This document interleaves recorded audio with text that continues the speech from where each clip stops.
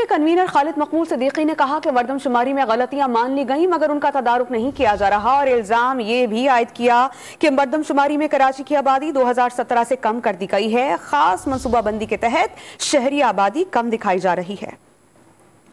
2017 میں جو بہت بڑے پیمانے پر سندھ کے شہری علاقوں خصوصاً کراچی کی آبادی کو کم دکھایا گیا تھا، موجودہ